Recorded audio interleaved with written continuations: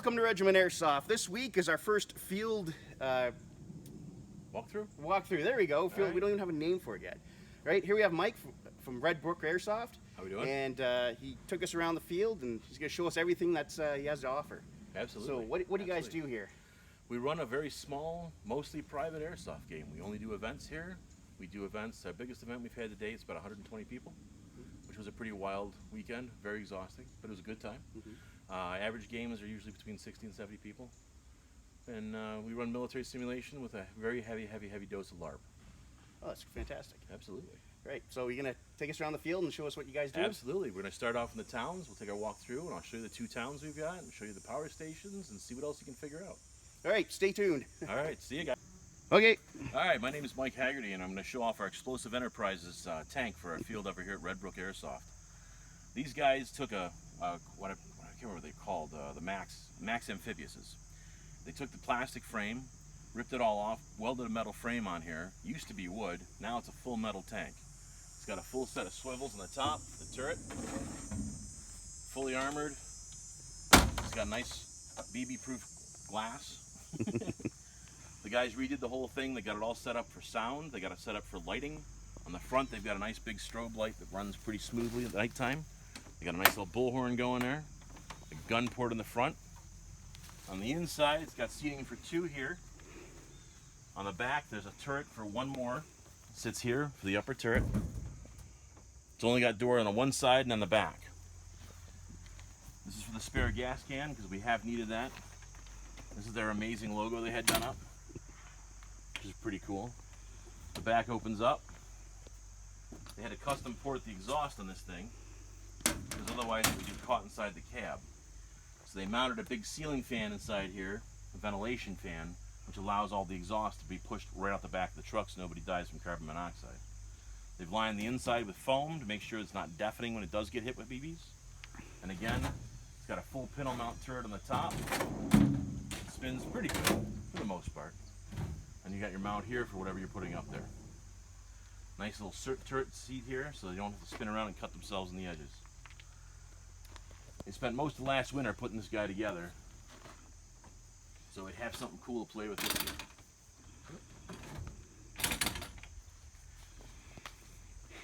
Another vent on this side here. Which is a pretty cool prop. Yep. So Mike, what do we got here? All right, so we're in the top end of our most developed area. What we have here is a bunch of like little buildings we put together. Some of them have sheet metal on them, so they have that wow factor of BBs scaring the hell out of you.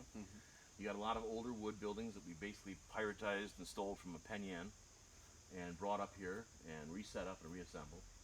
You've got a bunch of tarps. You've got some lights strung up because we can do night games here. There's a lot of building materials you can move around. So like, you can see the half walls are kind of bowed. Those guys can actually be picked up and moved in game. So instead of having the same setup, you've got something different every time you come out. But yeah, there's probably, let me figure, 42 buildings on this side of the main road. And then there's another 30 on the other side, roughly, or 20 on the other side. So you've got plenty of places for cover, you've got plenty of places for shooting. We've set these up so they have blind spots. We've set them up so they're hard to defend. We want to make sure that you can't just stay in town and train wreck all day. It makes it very, very hard for somebody to actually do that. There's plenty of places to sneak in and plenty of places to be a bad guy, so it's kind of cool. That's good stuff. Yeah. Right.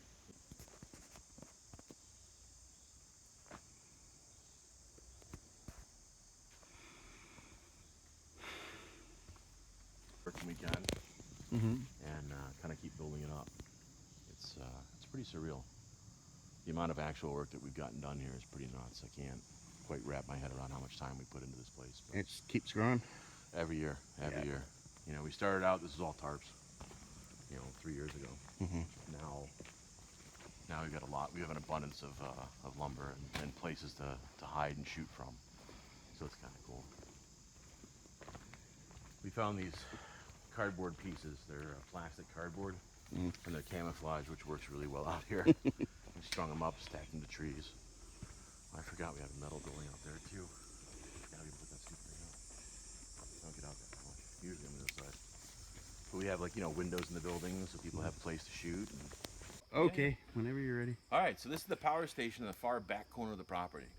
It's two separate buildings. We've got a bunch of stuff that looks like power switches and, you know, cool doodads. And then inside here we've got a huge tank they brought down and put in. So this is usually used for objective only. It's not usually played with most of the time. Town is where everybody goes and kind of hangs out all day anyway when they're playing. But this is kind of a nice little nestled away. It's got some really great cover on the sides. There's a little ditch that runs through here. You can see over here, yep. There's a couple of nice little ravines in there to sneak around in. And it's got some of the older growth trees. They're a little bit thicker than some of the stuff that's in town. It's a pretty cool little location tucked away in the back here for everybody to come out and hang out with. On the inside, they're just two little buildings, nothing fancy.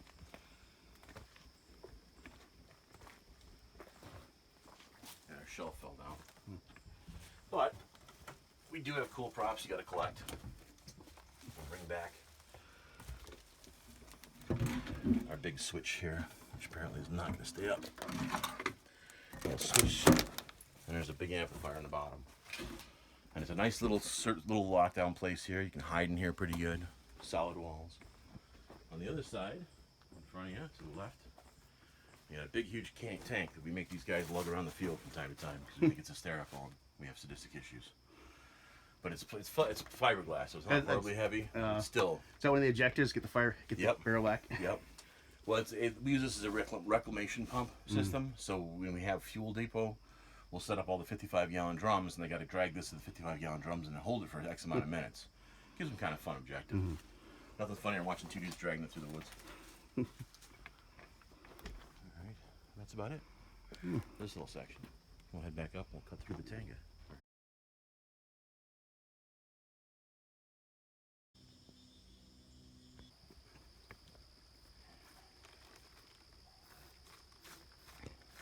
So you got the two flags here, one on top, one on bottom. If I'm part of the blue team,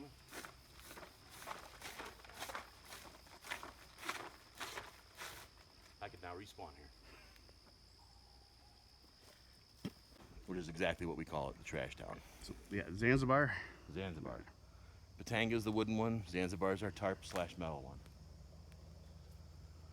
And we've got a bunch of structures put up here, a little more spaced out, a little bit more complex. A lot of these have more than one room. And there's also tons and tons of points of entry in and out, and you got lots of places to shoot in and out of. We left it kind of looking ragged on purpose. It's supposed to be a rundown, post-war town. So, yeah. You can do Yeah. water, right? Yeah.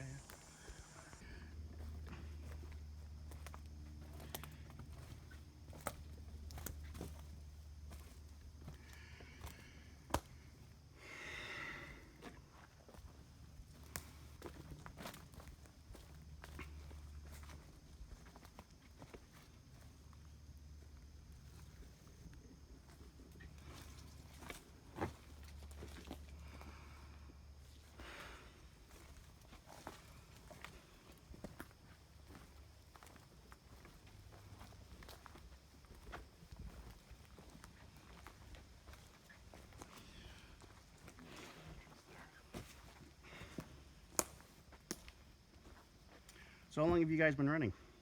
About 3 years. Okay. About 3 years. Officially open to the public, 2 years. This is the beginning, middle of our 3rd year. Okay.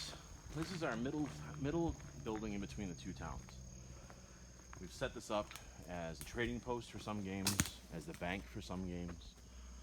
This guy right here has got 2 rooms in it, one in the front, one in the back.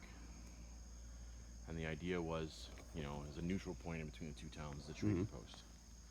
If you notice in the ground, these orange things, those are clay pigeons. We use them for mines.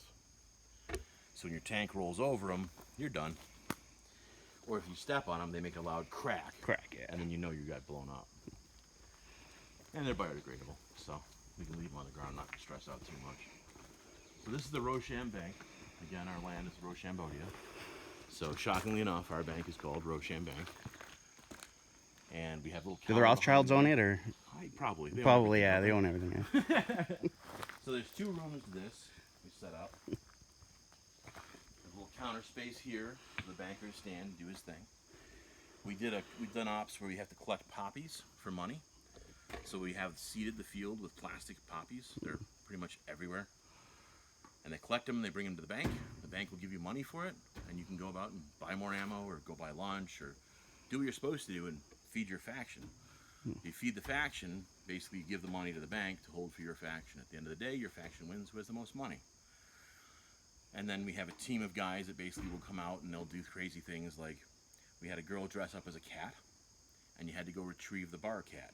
That was an important thing we needed to have done. It was worth money. So you'd come down and the bartender would go, hey, look, the cat's gone. Gotta go find the cat. So they'd go out and she'd be out running around the forest somewhere. And they'd be like, hey, you gotta come with us. And she's a cat. So she goes, meow, and walks away. So they have to try and actually go get her and track her back. It's pretty amusing. But we've done, like, the bar team does, like, hits on other people. They'll do hits on team leads, all for money. We've done, we started out with having the Rochambeau Dia money. And it was, I think we may have some in the truck, actually. But Probably. we have the Rochambeau Dia money. It's fake money we made up. Some of it has Christopher Walken on it. Some has the outlaw Josie Wales. Henry Rollins is on some of them.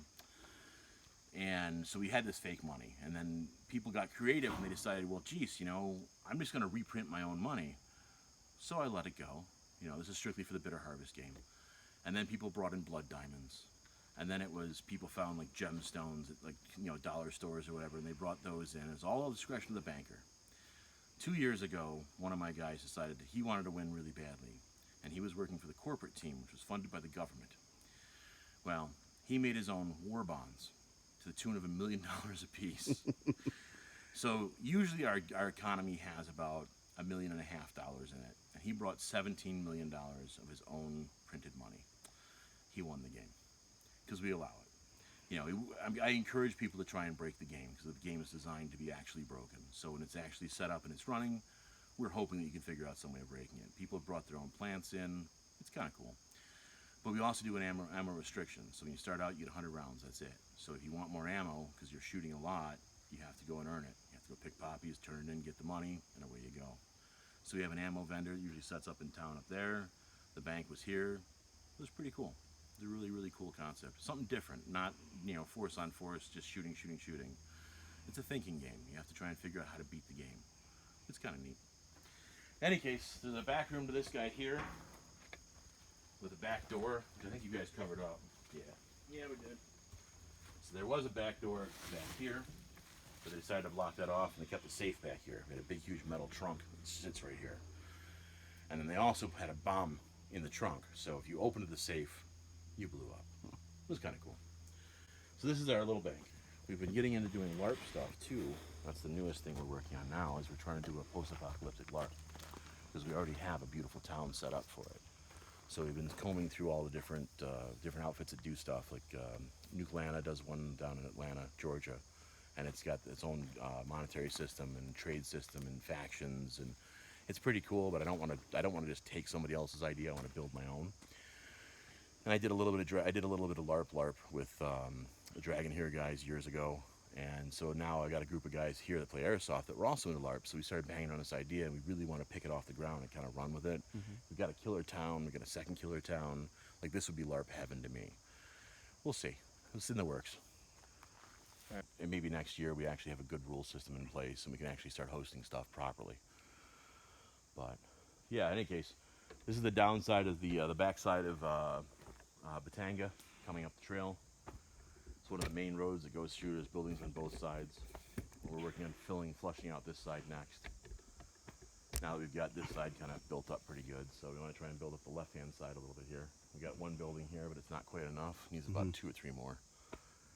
But we also don't want to get too close to the road, because then it's like infringing on the neighbor's property, the neighbor town, and I want to do that. So it's, I don't know, we're playing with it. Two unique different areas. Exactly. We want to try and keep it as 2 different genres of build play. So, all right. So what was this area called again? This is Batanga. Batanga. Yeah. We actually started. Okay. I had the history. Here's your history. We started doing the Rochambeau conflict. We didn't want to. The issue you had was, whenever you have a U.S. versus anybody, everybody wants to be the good guys. Nobody wants to be the bad guys, except for like 6 of us, which was great for us initially. But as time went on, it got kind of boring. So we said, screw doing U.S. versus whatever games. We were basing them off historical stuff for a long time, and I said, this is crazy. One of the guys in our group, Evan, had done a bunch of writing for different magazines and production stuff, and he's a very talented guy. We started knocking the idea around, and we wanted to have this fake land, and I said, I'll Rochambeau you for it as a joke, and that kind of stuck. So it became Roshambodia. Now, Roshambodia has a very incredible background story that Evan wrote up. It's like 100 and something pages long. It's a fake bibliography. It is a work of art. It is beautiful. It talks about everything from its inception back in like the 1200s, how the Roshambodia was invaded by the British colonists. It's based in Africa, but it's the British colonists came through and we had problems with them, and then expansionism, and then World War II hit, and then the Germans were there, and so you have this whole mix of cultures that goes on there. He added in its own religion. He added in all these factors that you just it's like reading a really good sci-fi book. A little dry, but it's still really good. Well, in any case, we ran the ops from there, and the king, his name was Fudagar, and King Fudagar died. And it was thought to be an assassination plot by the corporate people who actually run the country. You have the general populace, who's mostly farmers and cane harvesters and that kind of stuff. And then you have the corporate, which is the very corporate-driven, outside-sponsored, European-based. And they're better funded, they're better technology, they have all the vehicles, they have all the other stuff. So you had the corporate versus rebels, and we ran that for 13 years. During that time, King Fudagar died, his son was assassinated, his daughter went into exile, who just came back out of exile 2 years ago. What else did we have? We had outbreaks of drug problems. We've had there's actually a news feed that Evan runs, and it's Costa del Rey. Costa del Rey is a Facebook site that has fake news on it of Rochambodia, which he updates almost weekly. So there's a new blurb almost every week coming out about what happened in Rochambodia this week. So as you go through, as a player, you have all these extra resources that kind of get into the frame of mind. Hey, I'm going to Rochambodia and I'm going to fight for the corporate, or I'm going to fight for the rebels. Well, this last year we decided that the corporate rebels had to go away because the Queen came back. Well, the Queen killed the only person, Ambassador Juka, killed him dead right in front of the masses. Well, we wanted to try and go from there, so our logical thought was, well, if the Queen's back, then Rochambodia is united. Well, Rochambodia united and found out that all of the backing for all of these corporate espionage and problems and horrible things that have happened to the people have actually come from the neighboring country of Syria. Syria, Syria. So now, the conflict we have now is between Rochambodia, the irregulars, and the Syrian regular army. So all the combat that happens here is all based on that for the most part. Yeah. So it's pretty cool. Like we've had a really good time, kind of changing things up and making the history kind of work with it. But Evan, I mean, honestly, without Evan, I couldn't do the background and the storyline at all. He is really good at this. I like game design. Like I like trying to figure out how to make games cool. He's really into the whole historical aspect and how do we make this realistic and which is amazing to have. It really is. So, and then, like I said, our Halloween games are usually hokey, but they're awful a lot of fun. And if I don't hear people screaming, I didn't do it right. That's how I know I did a good Halloween game is, if people are screaming and running around through the woods. We only allow LPEGs, springers, and spring shotguns. That's it. There's no AAGs involved. Nothing over like 250 FPS. For those vents. Yes, yeah. Because they run into the night and you're running through the woods and it's dark and it's scary and people get a little jumpy and I don't want them dumping half a high cap into somebody. Yeah, that hurts. We've had that problem in the past, so now we strictly rely on springers, spring shotguns, and LPEGs. So, which is hysterical because we raffle off every game. I raffle off 3 or 4 spring pistols, and usually an LPEG or 2. And people who don't come here are like, "What are these for?" Halloween, baby. Show up for the Halloween game, you got the best gun in the game. So we did we bought a bunch of the Sima low power AKs the one year. We had like 3 or 4 of them we raffled off, plus a bunch of spring pistols, and so everybody has something. Like, one of the biggest things that I've always wanted to do when I do games is I always like to do the raffle. And I overdo it a lot, but I like to do $300 or $400 every time, minimum. Plus gear and everything else. So you have like 1 or 2 nice primary guns that you raffle off, like ANKs or S&Ts or whatever. Classic armies when they were still going, or even if you can find the venerable TMs, they're always nice to give away. But having that is something the main prize, and a nice sidearm, a revolver, a pistol, or whatever. And then LPEGs, and then tack gear, and then smoke grenades, and then BBs, and then whatever other junk we find lying around, we throw in the raffle. So usually the raffle goes for about 20 minutes or half hour or so. And then after that's done, I have a box full of crap that I just throw at people. here, take this shit, I don't want it. The downside is we also host frequent swap meets here, and we set up tables and stuff, and everybody comes out to swap meet, and I usually end up getting all that crap back. So there's that. But, you know, hopefully somebody somewhere wants to keep that because it's kind of cool. So, but yeah, this is for the most part the backwoods area of the field, minus across the creek. And, you know, behind the creek we've got the one hard respawn point. We saw the engineer station in the back, electrical station. We saw the radio station, the comms tower, both Zanzibar, the trading post, and Batanga. And then as we're going to go out, we'll stop off, and there's a couple small spots that are kind of nice, but they're not really, there's no buildings or anything to them, so it's just kind of field out there. But it's cool here. It's about 10 degrees cooler in the woods than it is in the field. So in those nice hot summer days when it's 90 plus degrees, you can actually come back here and not die. We also provide water, unlimited water. But yeah, it's a decent enough little field. Oops, sorry. No, it's good. You know, we've got a lot going for us as far as the buildings, the structures, the lighting, as you can see, is strung out pretty much all through town here. This is the bar we're walking into now, which is a focal point. That foam brick to your right on the table has been used as a drug smuggling op. We use it as bricks in No Man Left Behind. The game design for No Man Left Behind is you have three factions. You have a deedsmen, you have the U.S. troops, and you've also got the civilians. The civilians are issued foam bricks. The U.S. troops' rules of engagement don't shoot the civilians. The civilians can brick you. They hit you with a brick, you have to take a knee. Hit you with a second brick, you have to sit down. Five seconds. So what you'll see is three civilians standing over one U.S. troop, just bricking him over and over and over, immobilizing him for half the day. It's hysterical, or until he shoots them all. Now, of course, when the civilians get shot, they can go get their guns, and they're part of a deeds team till they die. So if you're indiscriminate about how you engage the civilians, you're in for a really bad time, because they're about equal. Usually it's 30-30-30. You shoot all the civilians, it's 30 on 60, and that's an ugly fight, until they get hit, and then they go back to being civilians again. So we kind of kept that dynamic. I thought it was a really cool kind of way to kind of have like something different for the game. And the U.S. troops, you know, historically speaking, for the times we've done Black Hawk, have always been very, very good about following those rules. The Deeds guys, not so much. They shoot anybody. And they're like, oh man, I didn't realize you were a civilian. And they're like, we're not even wearing camo. So it's entertaining. But yeah, it's these foam bricks have been repurposed. I couldn't tell you how many times for how many different things. We did something called Snow Dreams, which originally was done by a gentleman named Hivemind in our forums, Dave Holdwig. He runs a LARPing session out in Syracuse, and he came up with these really great basic concepts for how to run these games. Like, his brain works on a different level than mine does. And he came up with the Snow Dream idea. He says, what if we try and smuggle drugs in? So we have a DEA force, and we have a local police force, and we have the guys buying the drugs, and a bank group, and then the Mafia guys, and then the growers. So there's this convoluted, like, 25 teams all working against each other. It's a lot of fun. It really is.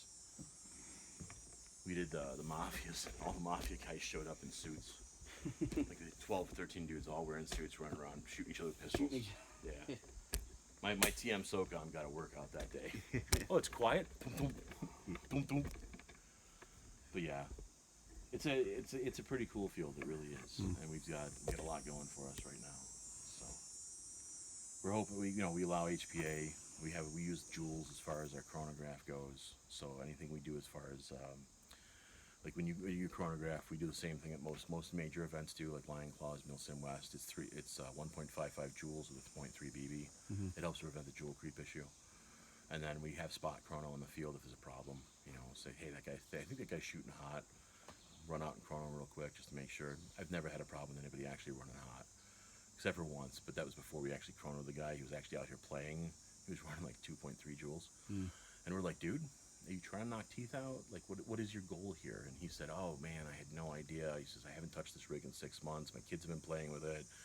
All right. So we gave him a second chance, and he's actually one of the better players now. He actually plays by the rules, and we don't have any problems. So we've had to kick out a couple people over the years, but honestly, it's usually people getting too hot. You know, the temperature gets up, it's 90-something degrees out, you're sweating your ass off, and you're running around the woods all day, and tempers get going, and oh man, I can't believe that guy shot me so close. Well, we don't have any MEDs here, so it is what it is. You know, the game principle is you get shot by BBs. Just throwing that out there. So we had a lot of fun getting kind of people kind of squared away, and then once they figure out kind of how we do things, We get a very loyal clientele that comes out, whenever we host games, so it's kind of cool. What safety gear do you acquire at the field?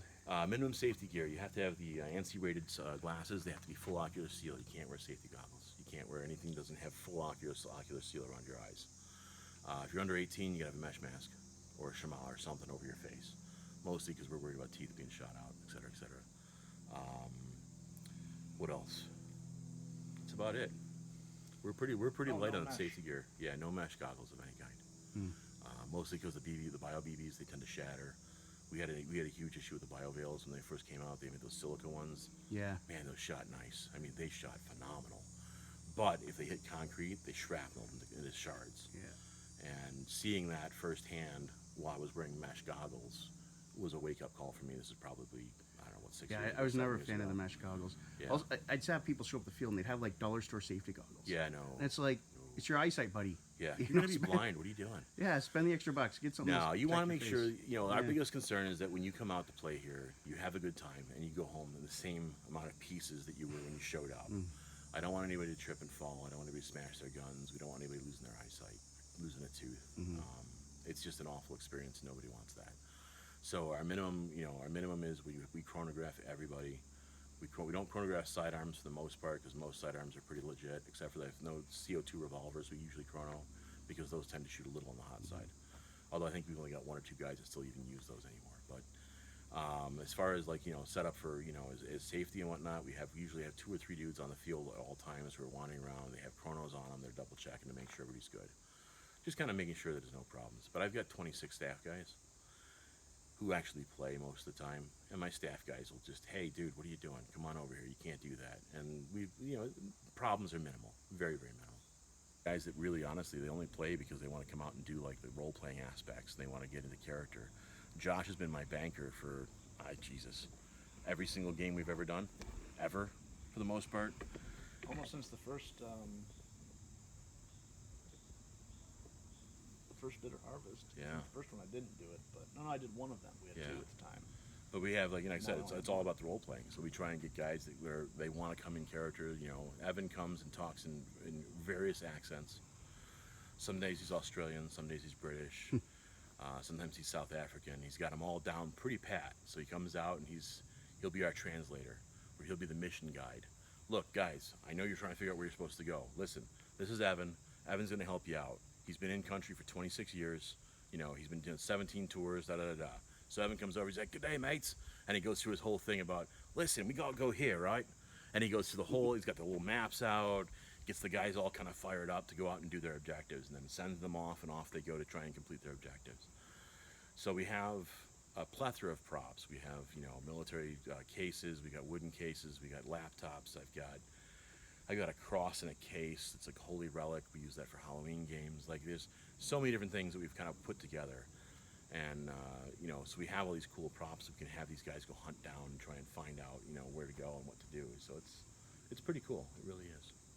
I'd like to thank Mike from Red Brook Airsoft for giving us the opportunity to do the very first field profile. It was real nice of him to show us around the field, what he has to offer. I think it's a really unique thing they got going on there, not just having, scenario games, but the whole story arc. Whole Roshambow Dia and everything that's going on. It's some really cool stuff. If you want to know more, like I said, check out the Facebook page. Also, they got on the front page of Reddit with their Halloween game. They have a lot of unique things they're trying to do with their field. If you like this video, hey, give it a thumbs up. Let us know that you like the field profiles. If you don't like it, give it the thumbs down. And remember, there's one last target you need to hit, and that's the subscribe button. Okay? See you next time.